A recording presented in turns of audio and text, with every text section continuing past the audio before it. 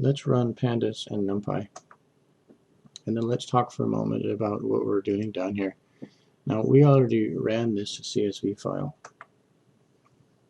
and if you recall, the read CSV by default takes the first row of data in a CSV file, and it will create column heads out of that. We're normally going to prefer this over the read table method because it normally is going to do a preferable job just auto-formatting this data.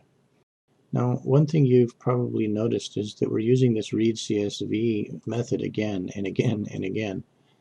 And one reason we're doing that is because these attributes work together with the read CSV method in order to help us pre-format our data directly when we load it so that we can avoid doing bothersome restructuring tasks once our data has been imported. Let's say, for example, that our CSV file does not have headers, and we don't want this behavior by default. Then we can simply use the header equals none attribute and run this, and Pandas assigns the 0 based index instead of using that first row.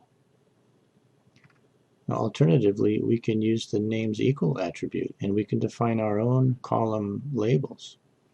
We have to count our labels. We see here we have 5 of them, so we're providing 5 strings for these names, and if we run this, we've given our data frame user-defined labels rather than these defaults.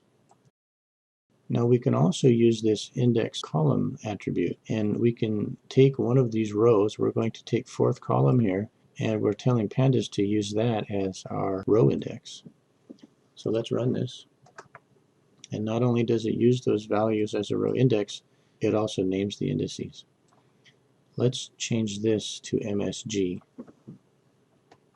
and run this again. And it's quite easy to grab a column and use that column for our index. Now, as we know, Pandas has a one-dimensional data form called a series, and it has a two-dimensional data form called a data frame. And a question might have arose, how do we deal with higher dimensions of data? This is a more advanced topic, but let's get some idea about how this can be done.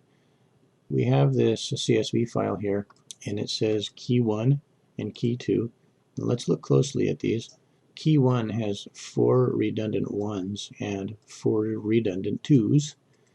And then we have ABCD one time, and we have ABCD a second time. Let's import this file with no additional arguments. And it behaves as expected.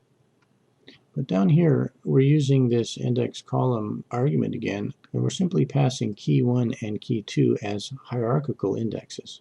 So key 1 is going to be the first index in the hierarchy, and key 2 is going to be the second index.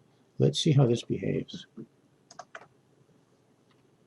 So in this way, we've created a representation of multidimensional data.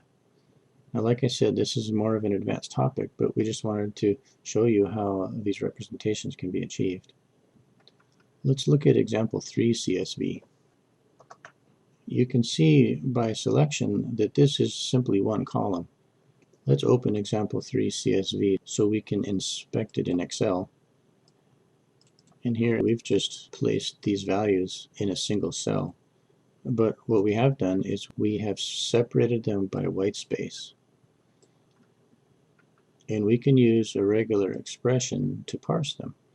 Now, we're not going to get into regular expressions right now, but what we're doing is using the Panda separate argument, and we're passing this regular expression, which is saying separate these values on the white space.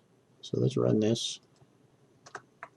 Now we have tabulated this into different columns.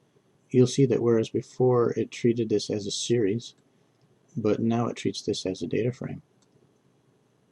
If we take this engine equals Python out of here, let me delete that and we'll run this again. It still performs, but it tells us that this is a C language-based engine which doesn't support regex separators, and that this will be deprecated soon. So we're going to have to add this Python engine argument in here to make that work.